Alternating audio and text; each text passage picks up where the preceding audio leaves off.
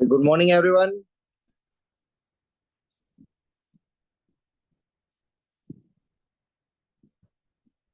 चलो भाई, लास्ट कहाँ तक पढ़ा था अपन लोगों ने? थोड़ा आइडिया दो मुझे, कहाँ तक हुआ था तुम्हारे कवर?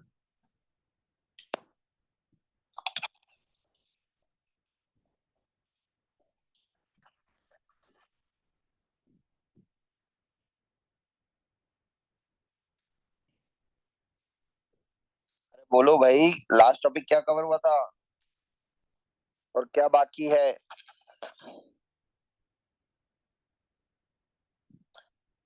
दूध में दूध पढ़ा दिया था तुमको, मिक्सचर का पीएच निकालना। हाँ सर। ठीक है। तो फिर एसिड बेस थ्योरी बाकी है फिर तो आपके बैच में शायद, है ना? हाँ सर, वो ब्रॉन्ज से लॉरी वगैरह वो सब, और वो कॉन्जुगेट बेस एसिड वगैरह वो नहीं ठीक है, पढ़ाया चलो था। ठीक है, ठीक है, ठीक है, ये बाकी है ना, एसिड बेस थ्योरी। हाँ मतलब ज्ञानेश सर ने सिर्फ अरेनियस वाला बताया था, और शायद से थोड़ा सा ब्रॉन्ज से पढ़ाया था। ओके ओके, ठीक है, ठीक है, ठीक है, चलो। चलो भाई, तो देखो एक बार मैं देख बता देता हूँ, जहां से तुम्हें लिखना हो मुझे बता देना। ठीक है। 3 मिनट और रुक जाते हैं जब तक सब लोग आ जाएं। तब तक आप लोग एक बार रिवाइज कर लो पुराना, लास्ट क्या पढ़ रहे थे हम लोग। Good morning sir. हाँ sir, good morning, good morning.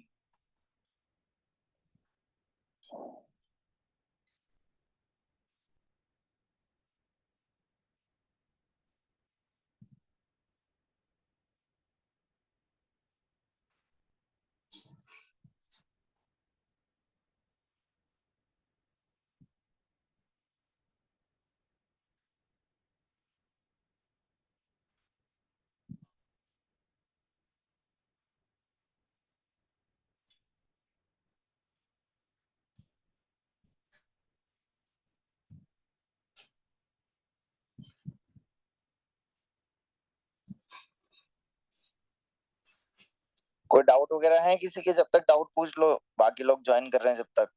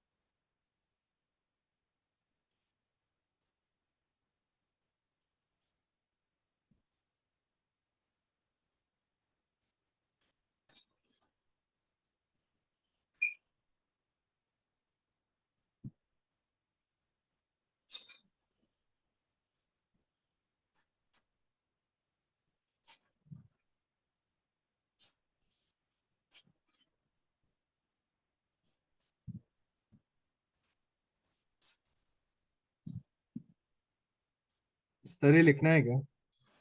नहीं नहीं, ये लिखा हुआ है ना बेटा तुम्हारे, अभी वेट कर रहा था मैं तुम लोगों का। कुछ बच्चों ने ओ। ज्वाइन नहीं करा था उनका।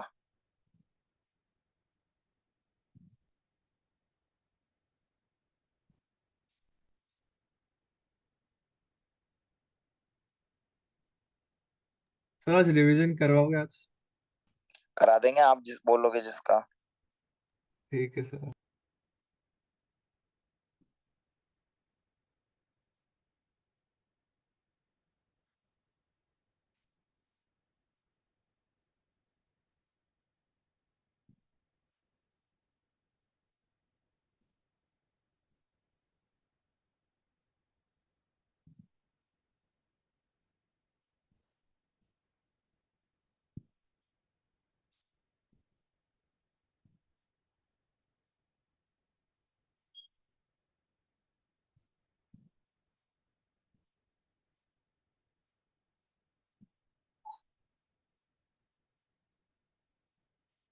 चलो भाई शुरू करते हैं। तो देखो अरेनियस, सबसे पहले एसिड बेस थ्योरी के बारे में हम लोग आज बात करने वाले हैं, तो अब मैं थोड़ा सा आपको बता देता हूँ। क्या है, अलग अलग साइंटिस्ट आए, सबने अपने हिसाब से बच्चों एसिड बेस का डेफिनेशन दिया। उसमें सबसे पहले हम लोगों के पास जो साइंटिस्ट है वो है अरेनियस। अरेनियस ने क्या बोला, ये तो सबसे बेसिक वाली डेफिनेशन है जो आप लोग पढ़ के भी आए होंगे, कि अगर आप वाटर में किसी भी सब्सटेंस को डालते हो, दो substance which give H plus ion in the aqueous solution are known as Arrhenius acid। जो पानी में H plus आयन दे दे वो सब क्या कहलाते हैं बच्चों, अरेनियस एसिड। और इसी का उल्टा, ऐसे सब्सटेंसेस जो पानी में कौन सा आयन दे दें, OH माइनस, वो क्या कहलाते हैं भाई लोगों, अरेनियस बेस। पर ये ध्यान रखना, कंडीशन है पानी जरूर लगेगा, बिना पानी के अरेनियस का कॉन्सेप्ट काम नहीं करेगा। सभी को बात समझ आ गई, कोई डाउट इसमें? ये लिखा हुआ है या लिखना है आप लोगों को? लिखना है सर। सर लिखना है, सर लिखो, नहीं लिखा है। लिखो फिर लिखो, और लिखने में कोई डाउट आए तो पूछ लेना।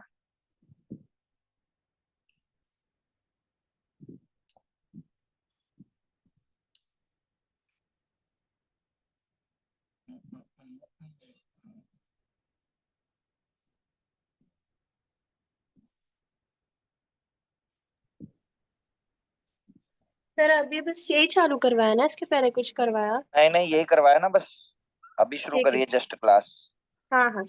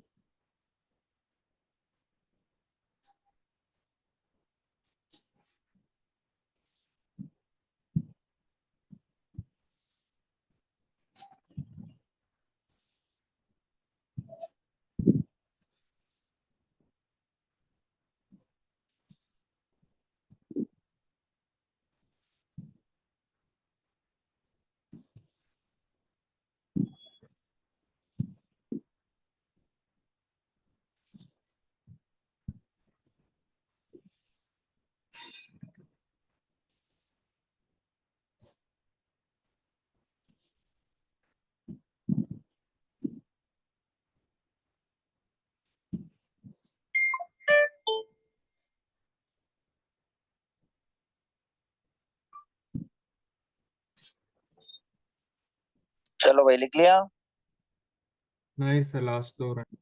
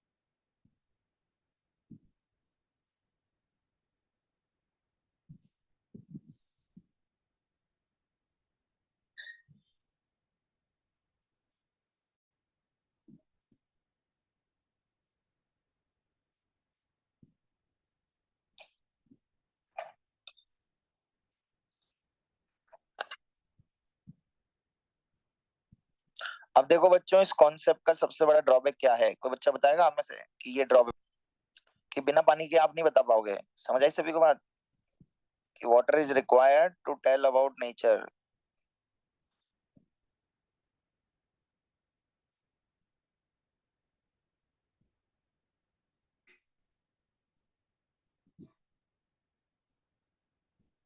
तो ये ड्रॉबैक लिख लो सब लोग। This theory is not applicable for non aqua solvents. एक लाइन बहुत है बस।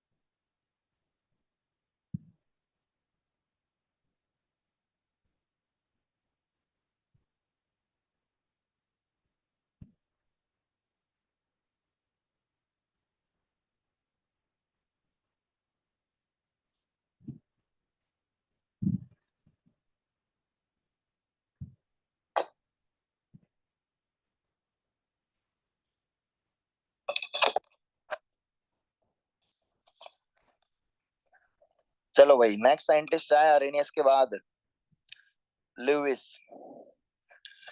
लुइस ने किस कॉन्सेप्ट पे काम किया बताओ?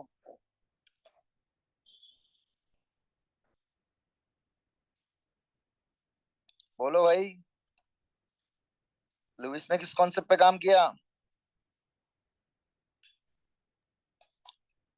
Loan pair. तो ऊपर देखो जुगाड़ भी लिखा है, इसको लिख लो फटाफट। ये सब चीजें कहाँ पढ़ के आए हो तुम लोग? केमिकल बॉन्डिंग में।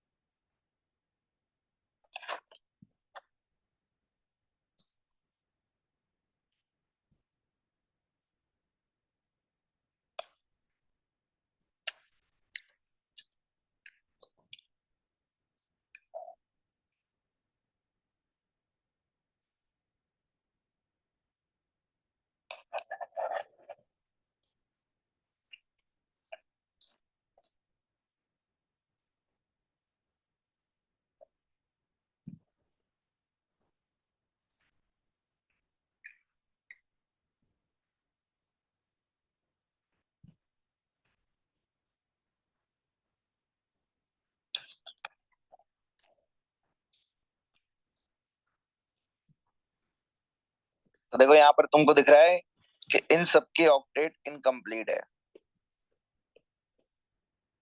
सबके पास वैकेंट डी ऑर्बिटल है या फिर वैकेंट पी ऑर्बिटल है ऑक्टेट इनकम्प्लीट की वजह से। तो हम बोल सकते हैं these species can act as Lewis acid. अब लुइस बेस वालों के पास खास बात है, क्या होंगे? Lone pair. तो यहाँ अपने को दिख रहा है नाइट्रोजन जब जब 3 बॉन्ड बनाता है बच्चों, तो उसके पास होते हैं लोन पेयर। इसमें negative charge represents loan pair. तो इस तरीके से हम बोल सकते हैं।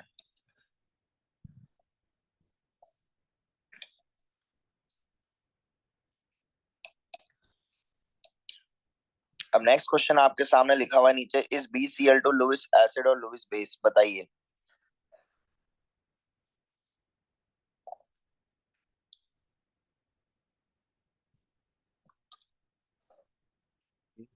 नहीं, लुईस एसिड एसिड क्यों? सर। Incomplete octet. बहुत बढ़िया, तो लिख लीजिए, छाप लो इसको।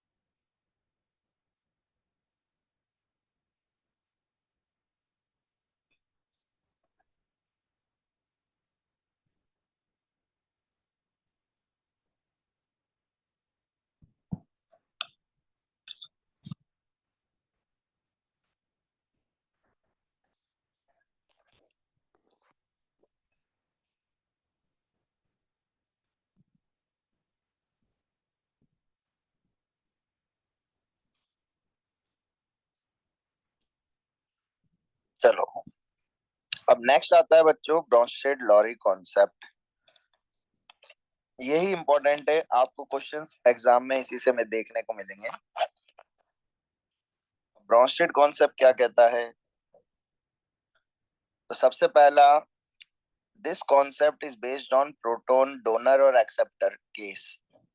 अब प्रोटॉन क्या होता है बच्चों? तो H+ ion is known as proton. तो ब्रोंस्टेड लॉरी साइंटिस्ट जो थे उन्होंने बोला, अगर कोई सब्सटेंस H+ आयन डोनेट करता है, दैट इज प्रोटॉन को डोनेट करता है by any method in any solvent. तो ये ड्रॉबैक भी दूर कर दिया, देखो इसने लुईस का, आर्रेनियस थ्योरी का। तो किसी भी जगह पर अगर कोई H+ आयन दे देगा तो भाई लोगों उसको हम क्या बोल देते हैं? Bronsted acid. अब देखो ब्रोंस्टेड एसिड क्या करता है? H+ आयन देता है, तो जो एनायन बचेगा बच्चों H+ देने के बाद एनायन, क्यों एनायन बचा? मैं क्यों बोला मैं ऐसा? बिकॉज इस साइड जब कोई चार्ज नहीं है तो इधर भी चार्ज नहीं रहेगा। मतलब LHS और RHS में आपको चार्ज भी बैलेंस करना है, होता है, ये ध्यान रखना है। तो इस तरीके से हम क्या बोल सकते हैं कि जो बचता है सब्सटेंस वो कहलाता है conjugate base. So Bronsted acid give H+ ion plus conjugate base will be left. तो HCl का अगर मैं एग्जांपल लेता हूँ तो ये सारे एग्जांपल आपको दिख रहे होंगे बच्चों, तो यहाँ से आप बोल सकते हो ये सब H+ आयन डोनेट कर रहे हैं, तो ये सब ब्रोंस्टेड एसिड कहलाएंगे।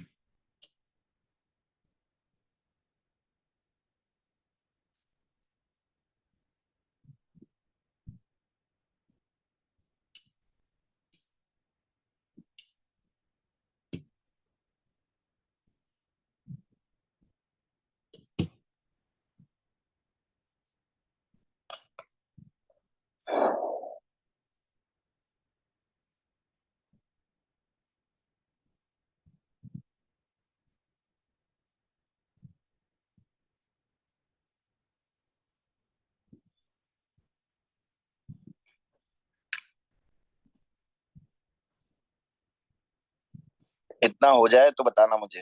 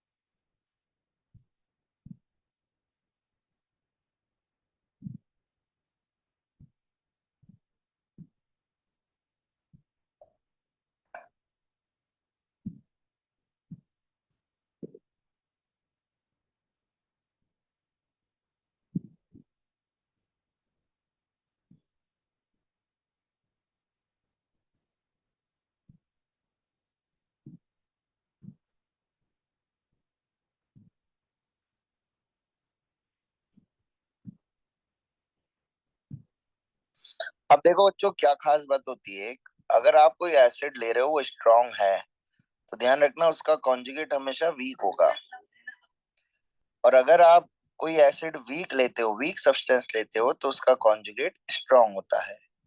ये चीज याद रखना, ये चीज पूछी जाती है कभी, तो ऐसे सॉल्व करेंगे।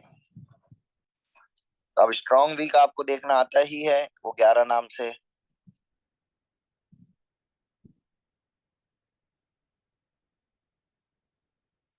तो वहां से आप देख के बता सकते हो कि उसका कॉन्जुगेट स्ट्रांग होगा या वीक होगा।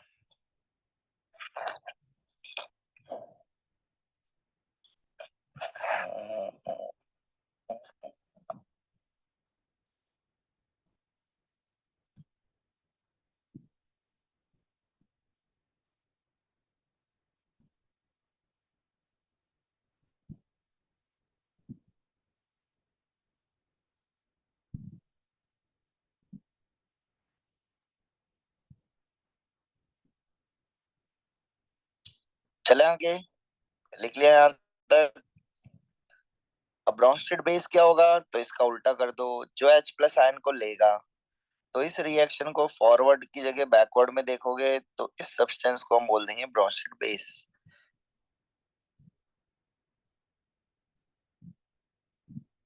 सर 1 मिनट पीछे चलो।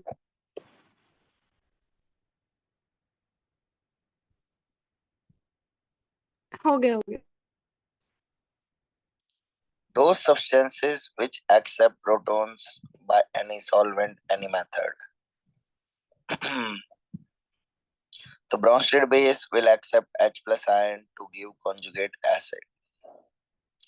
HSO4 माइनस H प्लस लेके H2SO4 बनाएगा बच्चों। Cn माइनस H प्लस लेके HCN बनाएगा। S माइनस 2 H प्लस लेके HS माइनस बनाएगा। तो इस तरीके से हम बोल सकते हैं ये सब अपने क्या है, ब्रॉन्स्टेड बेस है।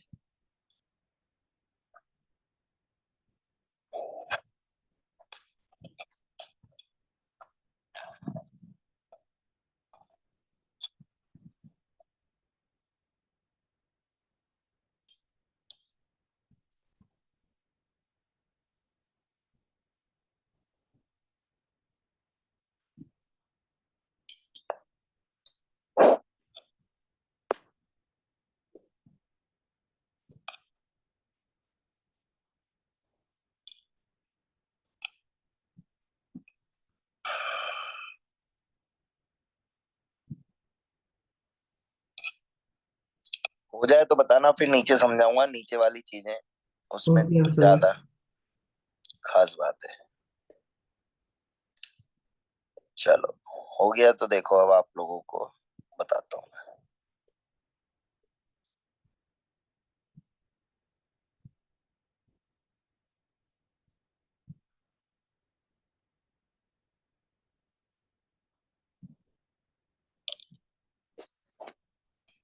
देखना, सर वो नहीं हुआ है, वापस दिखा सकते? हाँ सब सर पिछला नहीं हुआ साइड। सर। सर जिसका हो गया निकालो। अरे अरे लड़ डरा क्यों रहा है भाई बच्चों को, लिख लो आराम से, तुम लिख लो बस।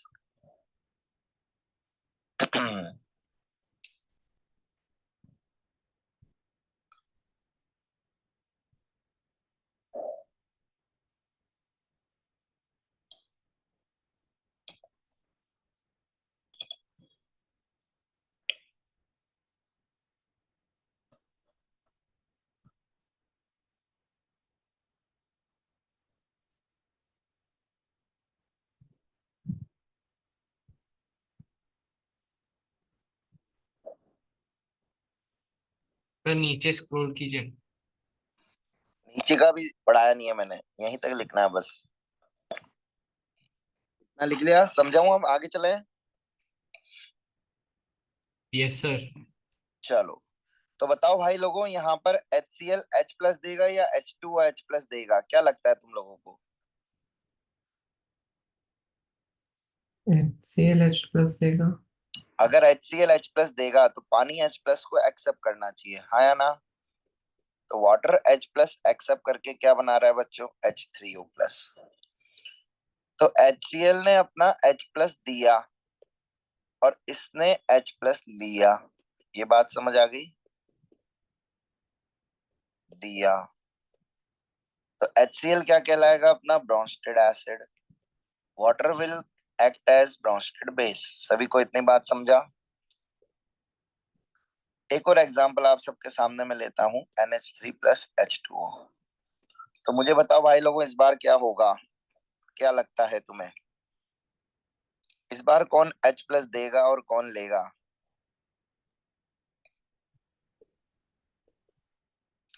तो इस बार क्या हो रहा है बच्चों? वाटर अपना H+ आयन दे रहा है, दिया। तो लिया किसने? NH3 ने। NH3 H+ लेके बना देता है बच्चों NH4+। क्योंकि N के पास लोन पेयर है ना, तो वो इजीली उसको डोनेट कर देता है, इसलिए वो ले लेता है। तो H+ एक्सेप्ट किया। तो बच्चों देखो, यहाँ पर आप कुदरत का करिश्मा क्या देखते हो? करिश्मा का करिश्मा। पानी एक बार तो ब्रोंस्टेड बेस की तरह काम कर रहा है, और पानी दूसरी बार किसकी तरह काम कर रहा है? ब्रोंस्टेड एसिड की तरह। तो यहां से क्या समझ आया? पानी दोनों नेचर शो कर सकता है, एसिडिक और बेसिक। ऐसे सब्सटेंसेस को क्या बोलते हैं भाई लोगों? ए से नाम होता है, that can act as acid और बेस। Amphoteric. एम्फोटेरिक। तो water is an amphoteric substance. लिख लो।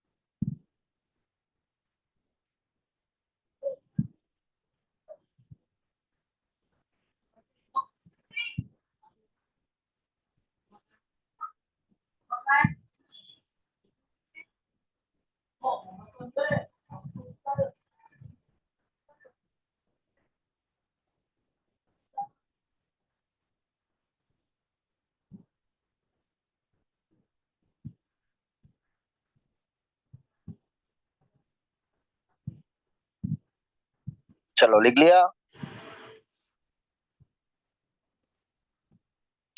तो यहां से हम क्या बोल सकते हैं बच्चों? वाटर एक्ट एज एम्फोटेरिक और एम्फिब्रोटिक सब्सटेंस। एम्फोटेरिक सब्सटेंस क्या होता है? Substances which can donate as well as accept H+ ion। अब देखो बच्चों, सेम चीज NH3 के लिए भी अप्लाई होती है। NH3 के साथ जैसे रिएक्शन दिख रही है, तो एक तो H+ ले लेगा और एक H+ दे देगा। तो this NH3 can also act as Bronsted acid as well as Bronsted base। लिख लो।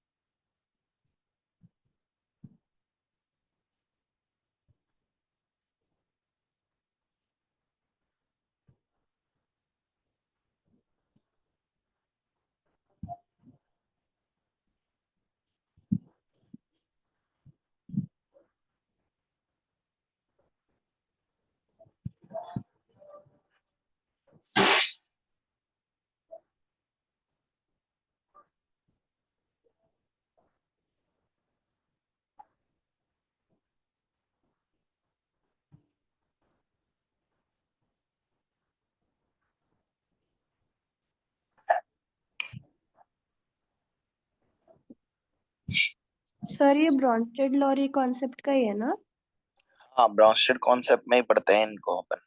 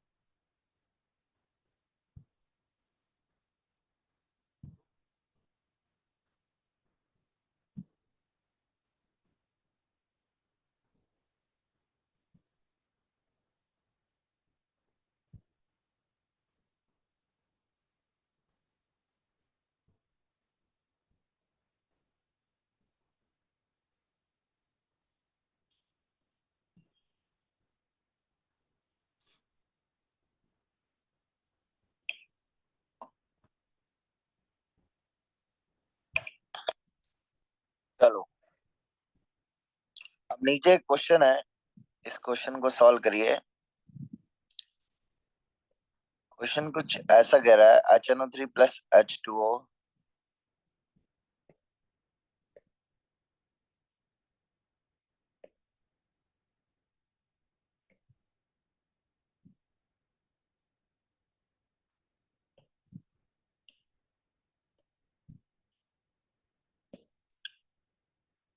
HNO3 plus H2O gives NO3 minus plus H3O plus। आपको बताना है which is conjugate base of HNO3।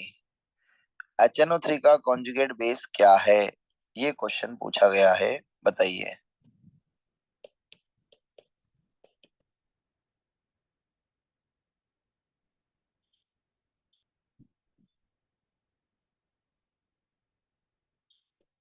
Sir NO3 -1।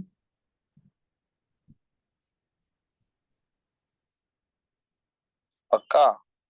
हाँ sir, H plus NO3 minus.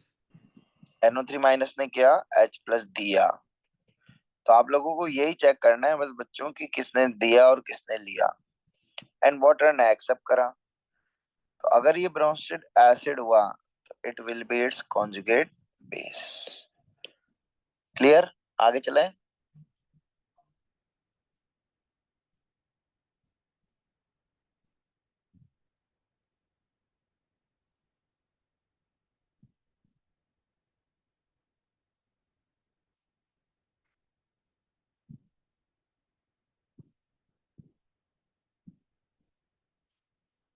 चलो,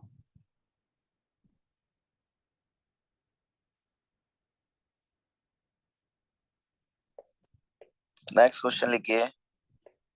HBr plus H2O, it gives Br minus plus H3O plus।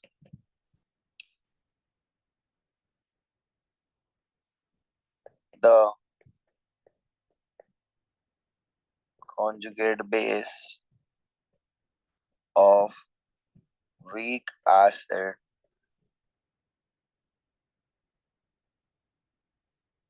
in reaction is। ये अच्छा question है भाई लोगों, it is a good question. तो सब लोग ध्यान से सॉल्व करना, ध्यान से लैंग्वेज को पढ़ के। आपको बताना सर है H2 है। H2। the conjugate base of weak acid in the reaction। क्यों भाई H2O क्यों बोला तू, ये बता मुझे। सर H3O वीक होगा ना, तो ये ये भी कैसे H3O प्लस वीक हुआ, ये भी कैसे बोला आप? क्योंकि HBr स्ट्रांग है। हाँ, तो यहाँ से शुरू करना था ना ब्रो आपको बोलना। हाँ। बहुत बढ़िया। देखो बच्चों, ये एक स्ट्रॉन्ग एसिड है, तो इसका मतलब ये रिएक्शन तो अपना देख के काम नहीं बनेगा। अब कॉन्जुगेट, आपने क्या बोला आंसर भाई? H3O अ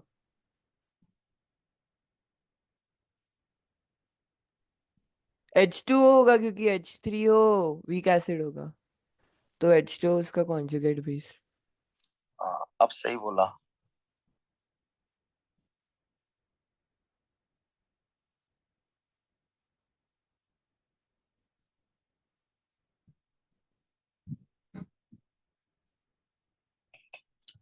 समझे भाई लोगों?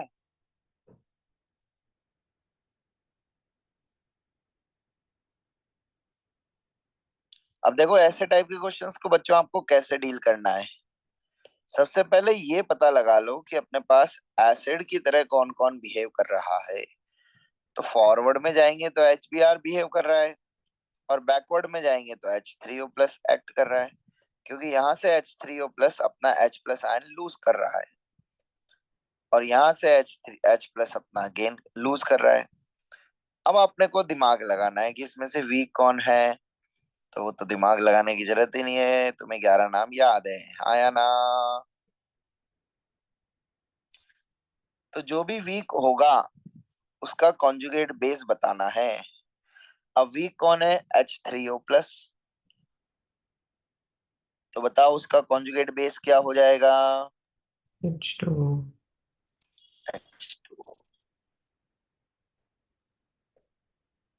सभी को बात समझ आई कि ये रिएक्शन आपकी बैकवर्ड डायरेक्शन में जा रही है, फॉरवर्ड नहीं जा रही, इसको बैकवर्ड देखना था।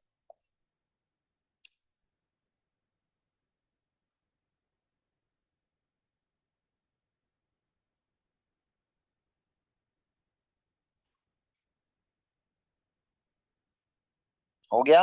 आगे चलें, नेक्स्ट क्वेश्चन कराऊं?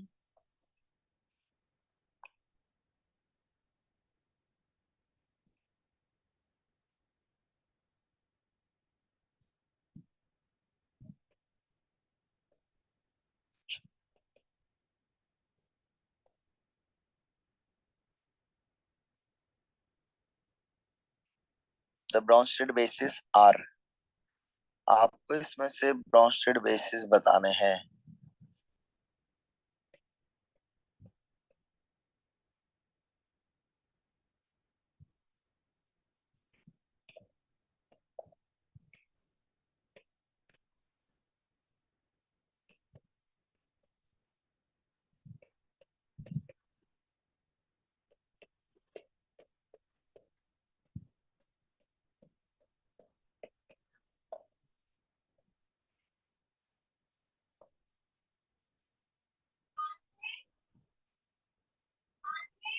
यस। हाँ। हाँ।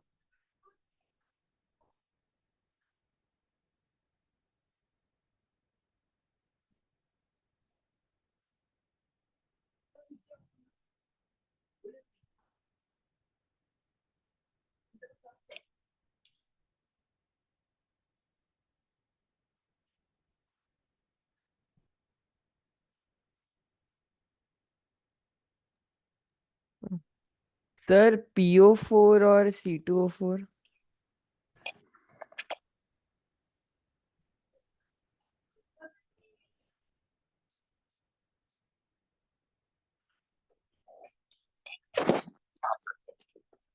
देख भाई, PO4 आंसर नहीं होगा।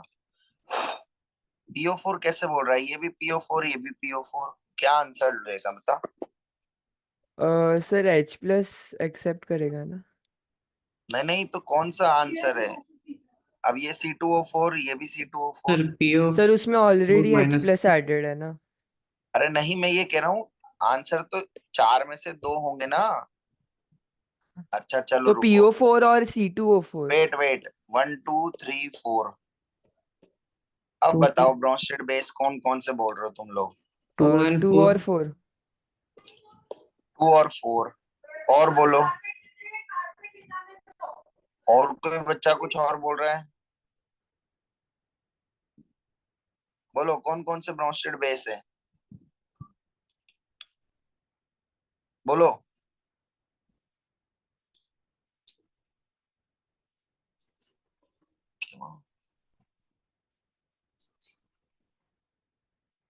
बोलो कौन कौन से हैं? हम्म हम्म अरे आप कर लो, उधर कर लो।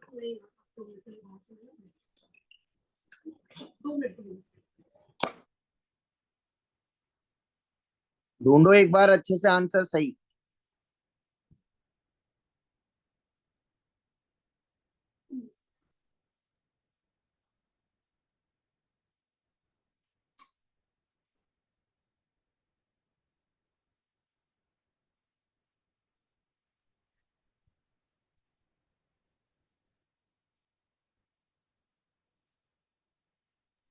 सर सारे होंगे क्या फिर, क्योंकि सब में नेगेटिव साइन है.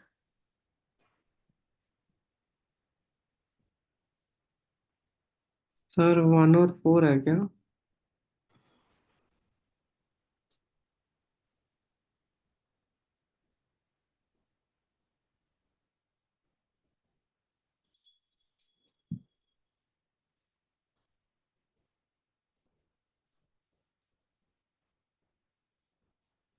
तुक्के मत मारो यार।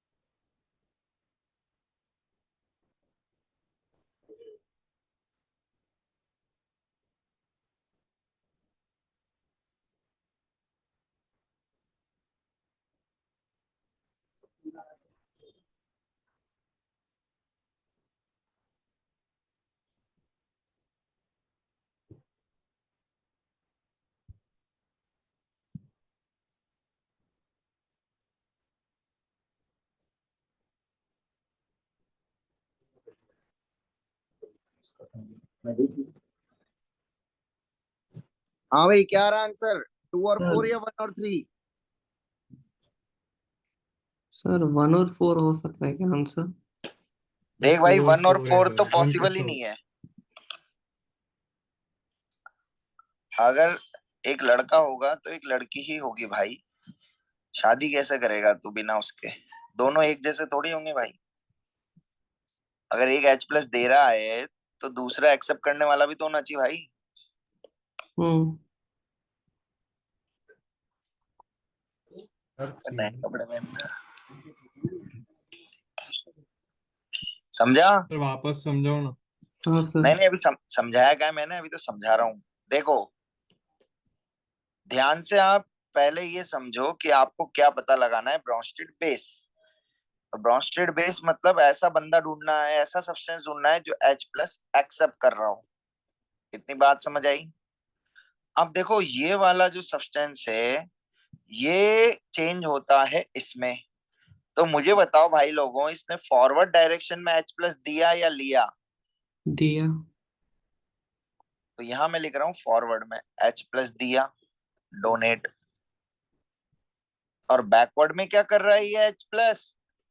एक्सेप्ट कर रहा है या नहीं?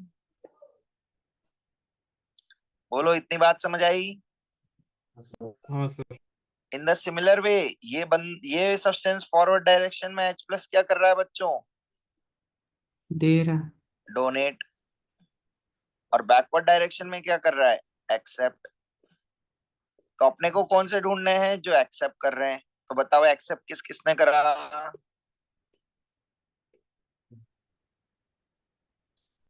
बताओ ना भाई, एक्सेप्ट किस किसने करा, एक्सेप्ट। एक तो इसने, और दूसरा HC 2 तो अरे 2 क्या और करवा 4। तुमने, सॉरी गलत लिखवा दिया ना, यहाँ गलत लिख दिया अपन ने ऊपर, ये गलत लिख दिया। देखो PO4 - 3 H प्लस क्या कर रहा है, एक्सेप्ट। तो फॉरवर्ड में एक्सेप्ट हो रहा है और बैकवर्ड में डोनेट। तो क्या क्या आंसर आ गया बताओ। फॉरवर्ड में तो PO4 - 3 और बैकवर्ड में कौन है, C2O4 - 2।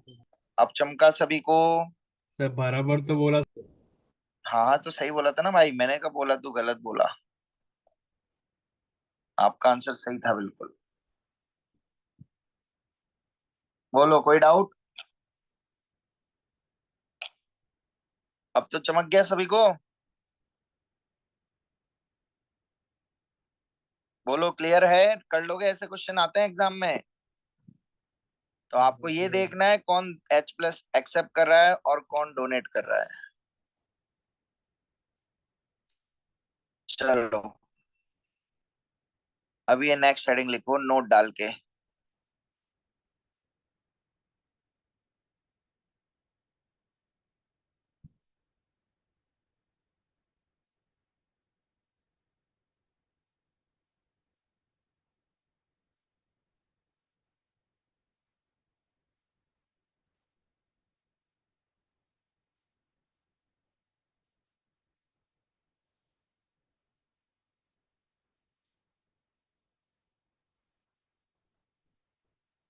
क्या लिखा है कि H3PO4 जो होता है बच्चों, इसका n फैक्टर 3 होता है, अपने को पता है।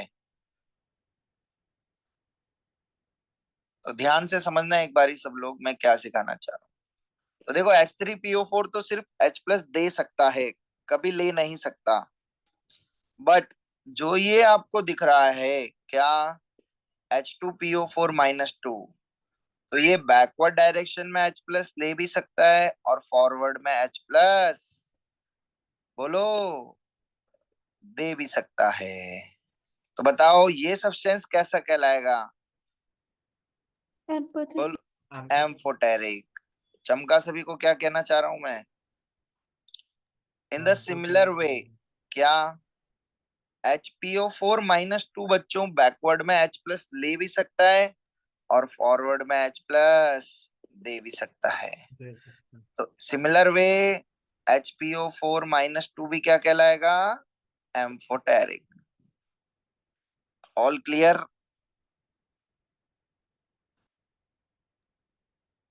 Yes sir.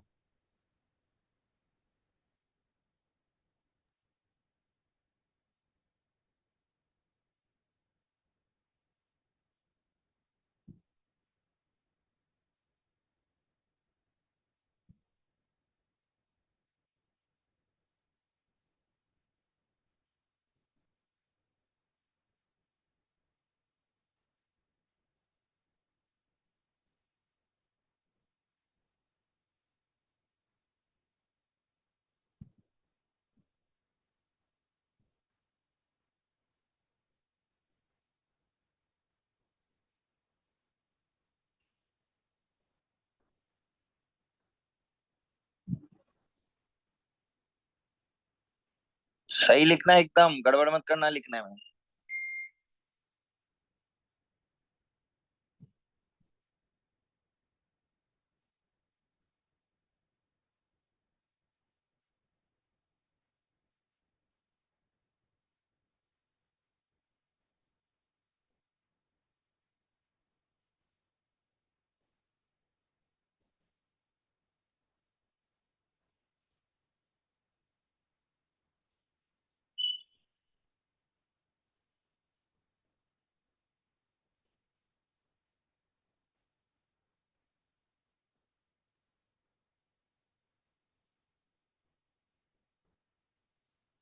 चलो लिखा सबने।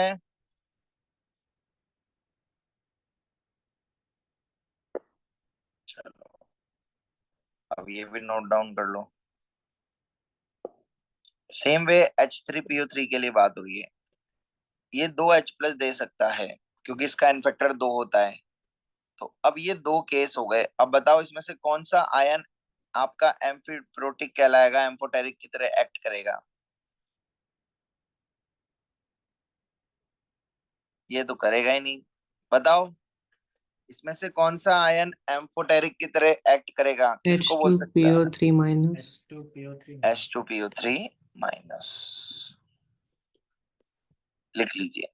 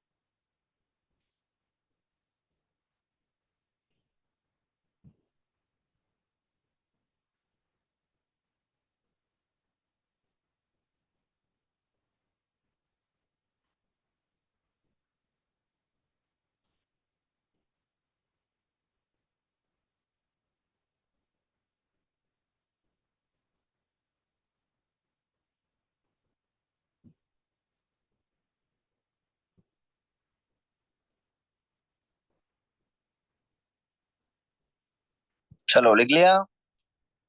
नहीं sir.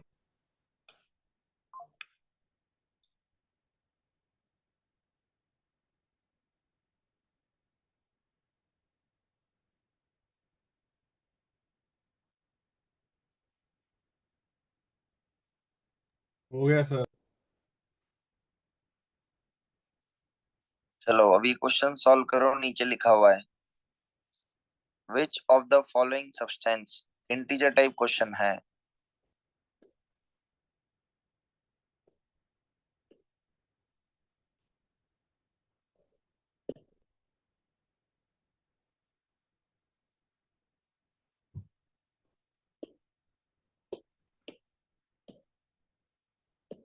Which of the following substance can act as Bronsted acid as well as Bronsted base?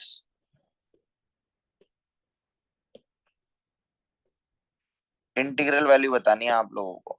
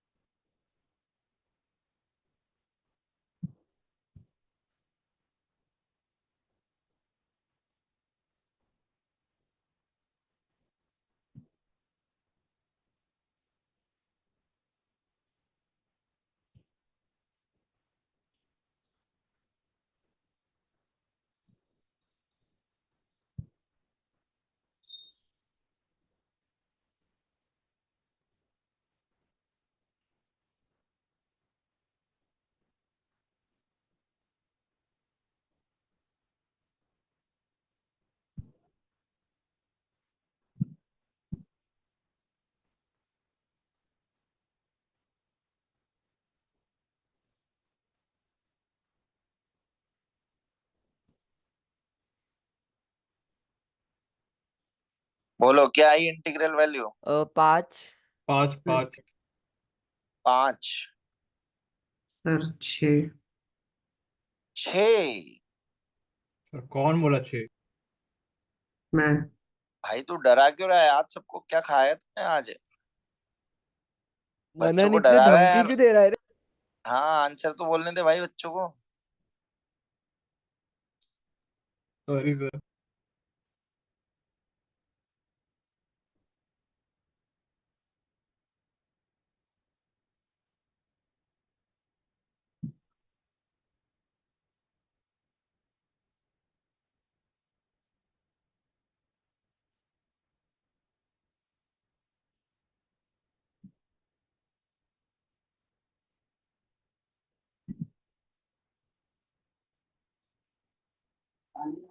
नहीं नहीं, बोलो कितना आया आंसर? 5 5। 5। पर आंसर क्या है? है क्या? बोलो। सर 6। 6, बरोबर 6। अब चेक कर लो आप लोग, आपने कहाँ गड़बड़ करी है। H2O HCO3 minus H2SO4 H3PO4 HS minus NH3 HSO4 minus Na2HPO3 NaH2PO4 NaH2PO2। Sir last के 3 तो सॉल्ट्स है ना? सॉल्ट से तो क्या हो गया भाई, सॉल्ट टूट के। अरे ये वही है HPO3 माइनस जो तूने ऊपर लिखा है बाबू। HPO3 - 2 कहाँ लिखा है? ये नोट रहा, में। ये रहा। समझा? ये क्या है? H2PO4 तो H2PO4 यही है बाबू। समझा अब? हाँ हाँ। तो ऐसे सॉल्ट गिवन है तो सॉल्ट भी तो टूटेगा ना पानी में। तो कितना आंसर आ गया? 1 2 3 10। 4 5। 1 2 3 4 5 और सिक्स्थ वाला था ये वाला। तो आंसर विल बी 6। तो ऐसे आप लोगों को सॉल्व करना था। क्लियर?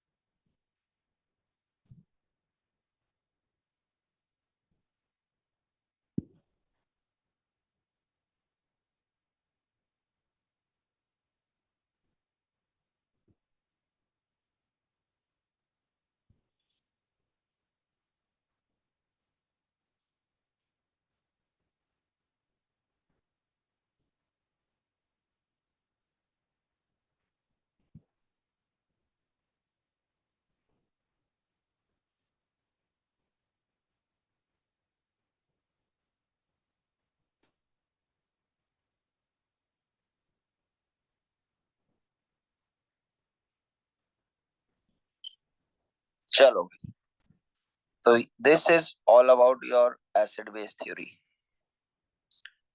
यहाँ पर आपकी एसिड बेस थ्योरी खत्म होती है बच्चों।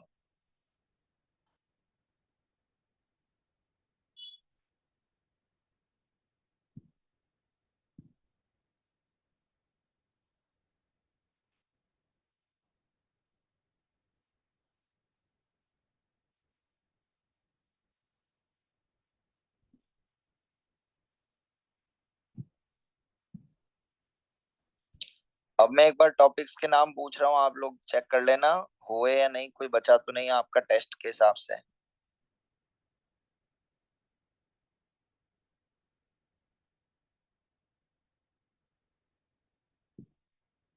सबसे पहले आयनाइजेशन पीएच कैलकुलेशन स्ट्रॉन्ग है। पीएच कैलकुलेशन करी थी अपन ने, ठीक है? एक बार पेजेस पलट के देख लो। फिर पीएच कैलकुलेशन के बाद हम लोगों ने पढ़ा था ionization of water. Ionization of water के बाद हम लोगों ने पढ़ा है dissociation constant. Degree of ionization मैंने पढ़ा दिया या नहीं? चेक करो एक बारी। बढ़ा पढ़ा दी। है सर। पढ़ा दिया। ठीक है, और है उसमें सारा खेल दो चीजों का है बच्चों। किसका है बताओ बच्चों, क्या कॉन्सेप्ट यूज Attraction, करते हैं हम? repulsion. सारा Attraction, खेल है repulsion. अट्रैक्शन और रिपल्शन का। हुई क्या बात तेरी? सारा खेल है अट्रैक्शन और रिपल्शन का। अब अट्रैक्शन किसके बीच में होगा? अपोजिट चार्ज के बीच में, तो नजदीकियां बढ़ेगी तो साइज घटेगा। रिपल्शन होगा सेम चार्ज के बीच में, दैट इज नेगेटिव नेगेटिव में दूरियां बढ़ेगी तो साइज घटेगा, साइज बढ़ेगा या साइज घटेगा। इतना कॉन्सेप्ट सभी को फील हुआ पहले? Positive charge is nothing but a proton, negative charge means electron. तो इलेक्ट्रॉन इलेक्ट्रॉन के बीच में दूरियां बढ़ती है, इलेक्ट्रॉन प्रोटॉन के बीच में नजदीकियां बढ़ती है। चमका सभी को? आगे हाँ चलें? सर, चमक गया। चलिए, अब एक टर्म होती है effective nuclear charge, that is Z effective. उसका फॉर्मूला होता है जेड माइनस सिग्मा। अब देखो बच्चों, इफेक्टिव न्यूक्लियर चार्ज क्या बोलता है? Z represents proton, sigma represents electrons. तो मुझे बताइए, प्रोटॉन की संख्या इंक्रीज होगी तो इफेक्टिव न्यूक्लियर चार्ज मींस होता है net force of attraction, net force of attraction bye nucleus. तो मुझे बताइए, नेट फोर्स ऑफ अट्रैक्शन बढ़ेगा या घटेगा जेड बढ़ने से? बढ़ेगा। बढ़ेगा। और अगर इलेक्ट्रॉन की संख्या बढ़ती है तो बताइए जेड इफेक्टिव क्या होगा? कम होगा। घटेगा। Because electron means repulsion, proton means attraction. इतना सभी को फैक्टर समझ आया? तो अब सबसे पहले ट्रेंड की बात आती है, दैट इज आयनिक रेडियस। तो भाई लोगों मुझे बताओ, आपको मैंने लिख के दे दिया ए प्लस ए माइनस। इसको आपको साइज के ऑर्डर में अरेंज करना है, तीनों आयंस को। कैसे करोगे बताइए? फिर ए A माइनस का माइनस सबसे का ज्यादा सबसे होगा, ज्यादा, फिर ए और फिर ए उसके बाद प्लस। A और फिर A प्लस लास्ट में। बहुत बढ़िया, सभी को सिस्टम समझ आ गया? तो सारा खेल आपको एट लास्ट वही सोचना था, अट्रैक्शन और रिपल्शन। पॉजिटिव चार्ज ज्यादा तो अट्रैक्शन ज्यादा, अट्रैक्शन ज्यादा तो साइज क्या होगा? कम होगा, नजदीकियां बढ़ेगी।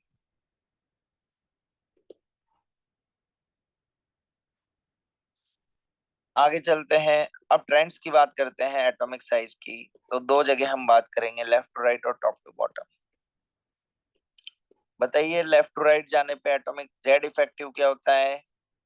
बढ़ता है। बढ़ता है। बढ़ेगा। जब जेड जेड इफेक्टिव बढ़ेगा तो साइज क्या होगा? घटेगा। टॉप टू बॉटम जाने पे साइज क्या होता है? बढ़ता है, क्योंकि एक्स्ट्रा बढ़ता है। शेल ऐड होती है। इसी में एक एक्सेप्शन है ग्रुप नंबर 13 का। क्या सीक्वेंस है उसका?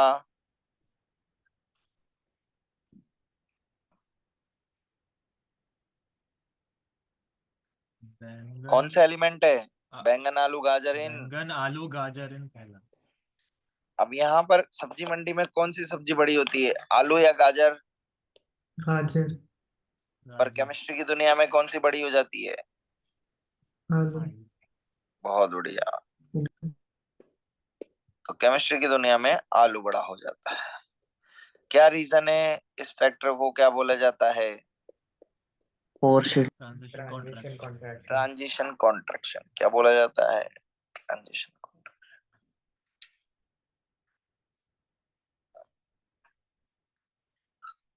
तो ये एटॉमिक साइज का पहला एक्सेप्शन हो गया। दूसरा एक्सेप्शन होता है बच्चों एलसी। एलसी मतलब क्या?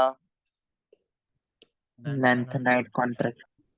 लेंथेनाइट कॉन्ट्रैक्शन की वजह से 45D एलिमेंट्स का साइज लगभग लगभग क्या हो जाता है? बराबर हो जाता है।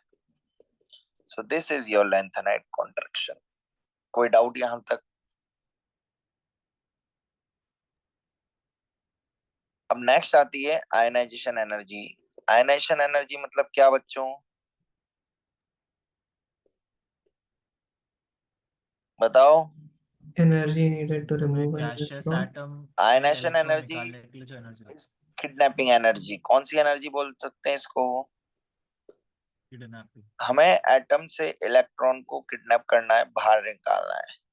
बाहर निकालने के लिए हमें एनर्जी देनी पड़ेगी। That energy is known as ionization energy.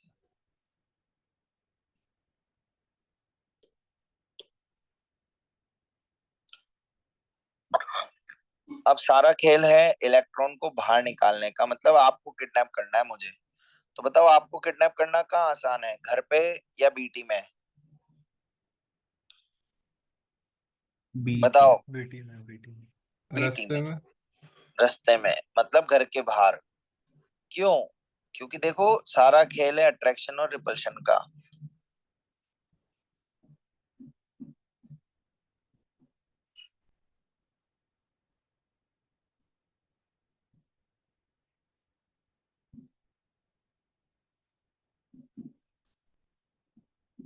तो जैसे जैसे आप घर से दूर जाते जाओगे तो आपकी डिस्टेंस बढ़ती जाएगी, और जब डिस्टेंस बढ़ती जाएगी भाई लोगों, तो अट्रैक्शन कम होता जाता है।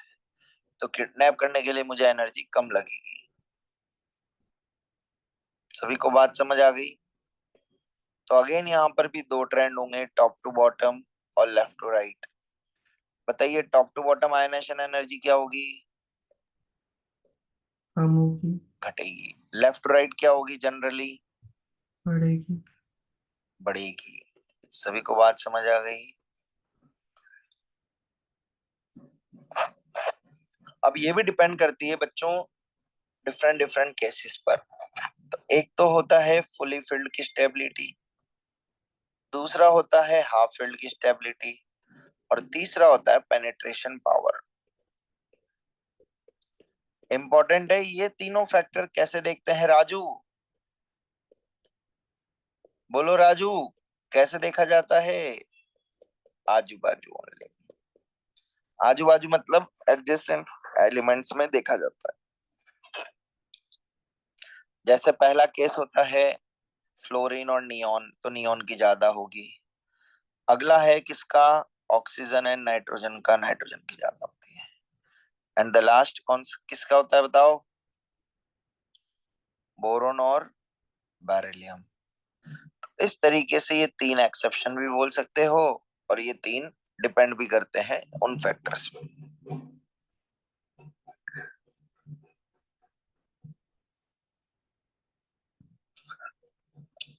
कोई डाउट?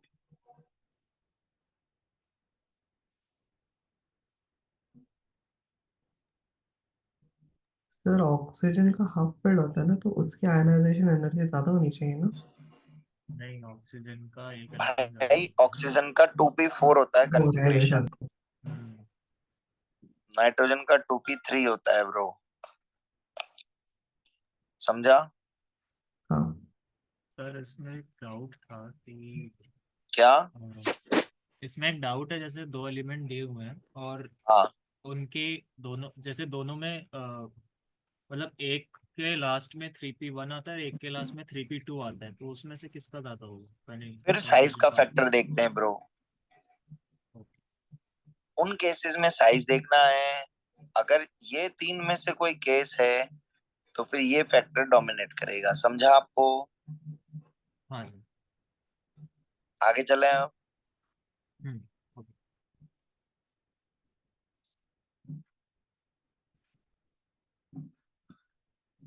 चमक रहा है, रिवाइज हो रहा है, मजा आ रहा है, कुछ सर अलग लग रहा बहुत है मजा समझने आ में? रहा है। चलिए, सेकंड फैक्टर होता है भाई लोगों कौन सा?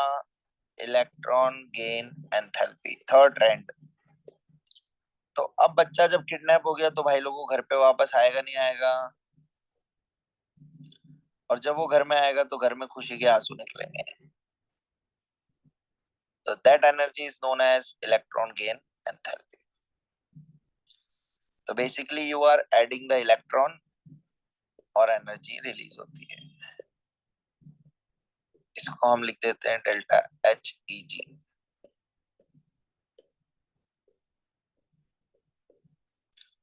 अब इसी में सीन को समझते हैं। तो देखो बच्चों, सीधी कहानी है। किसी के घर पे जब पहला बच्चा जन्म लेता है तो घर वाले बहुत खुश होते हैं। खुश होते हैं मतलब एनर्जी रिलीज होगी तो एक्सो होगी। बट जैसे ही घर में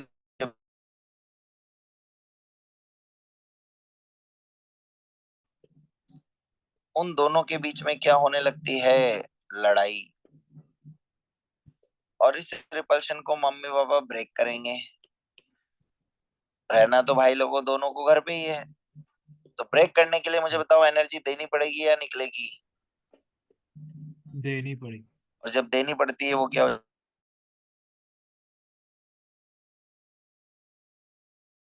बच्चों, can be exo, can be endo, anything possible है।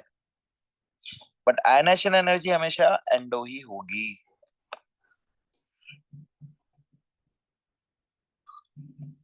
अब यहाँ पे भी हम बात कर लेते हैं लेफ्ट टू राइट और टॉप टू बॉटम। तो लेफ्ट टू राइट जाने पे इलेक्ट्रॉन गेन एंथैल्पी बढ़ती है, टॉप टू बॉटम घटती है। ये भी जनरल ट्रेंड है लेफ्ट टू राइट में हर केस में। एक्सेप्शन आप लोगों को पता है, नोबल गैस सबसे पीछे होती है क्योंकि इनको इलेक्ट्रॉन लेने की चाहत 0 है। फिर आता है बेरिलियम, फिर आता है नाइट्रोजन, ये सब पीछे हैं, उसकी वजह आपको पता है। फिर आता है बोरोन, फिर आता है लिथियम, ऐसे चलता हुआ कार्बन, ऑक्सीजन और लास्ट में चला जाता है फ्लोरीन। तो ये है पूरे इलेक्ट्रॉन गेन एंथैल्पी का ऑर्डर।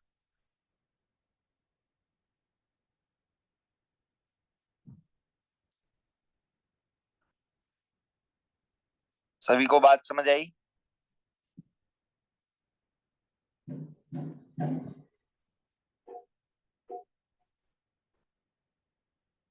कोई डाउट यहां तक?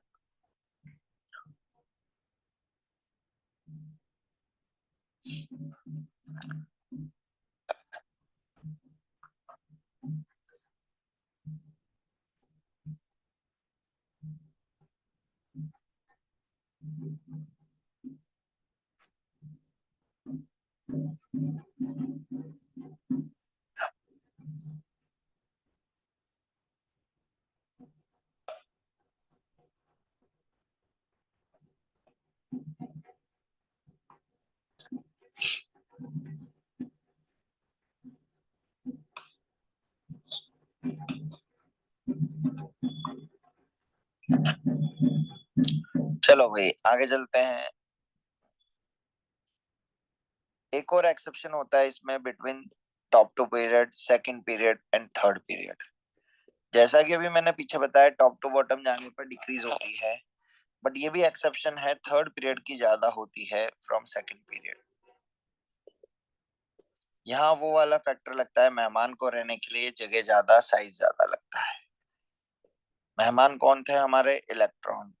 तो upcoming electron feel more repulsion in second period because उनका साइज छोटा होता है comparatively as compare to third period.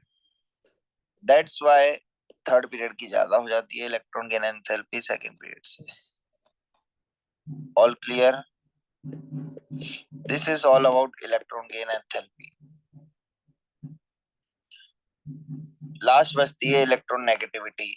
वो तो सबसे आसान है, उसमें कोई एक्सेप्शन ही नहीं है, वो डेटाबेस है पूरा। तो लेफ्ट राइट जाने पे इलेक्ट्रोनेगेटिविटी बढ़ती है, टॉप टू बॉटम घटती है।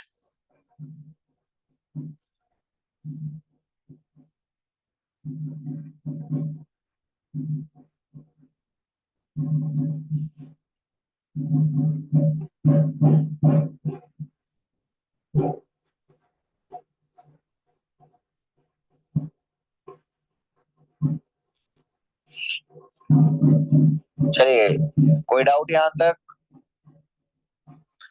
आयनेशन एनर्जी में एक एक्सेप्शन था बच्चों, वो अपना रह गया, बैंगन, आलू, गाजर इन थैला। क्या कोड नंबर होता है? बैंगन, आलू, गाजर। 15324। ये ट्रेंड चलता है आयनेशन एनर्जी का इन group number 13। So this is all about your periodic table chapter. तो डायगोनल रिलेशन क्या था? डायगोनल रिलेशनशिप होता है ब्रो, डायगोनली रिलेशन। तो वो अब डब्ल्यू डायग्राम था ना? हाँ डब्ल्यू भी था, वो भी जुगाड़ था, ये भी जुगाड़ है, दोनों ही जुगाड़ थे। डायगोनल रिलेशनशिप भाई होता है दो एलिमेंट्स की प्रॉपर्टीज का सिमिलर होना। कौन से की सिमिलर होती है बताओ भाई। यहाँ होता है लिथियम बेरिलियम बोरोन, यहाँ होता है मैग्नीशियम एल्यूमिनियम सिलिकॉन। क्लियर? हाँ सर। इन की दोनों की प्रॉपर्टीज ऑलमोस्ट सेम होती है।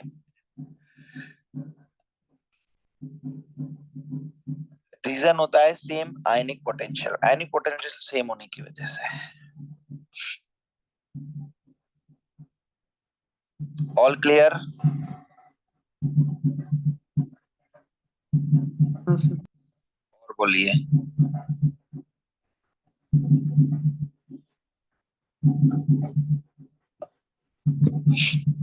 और कोई डाउट है किसी को? कुछ तो डाउट वाले डाउट पूछ लो।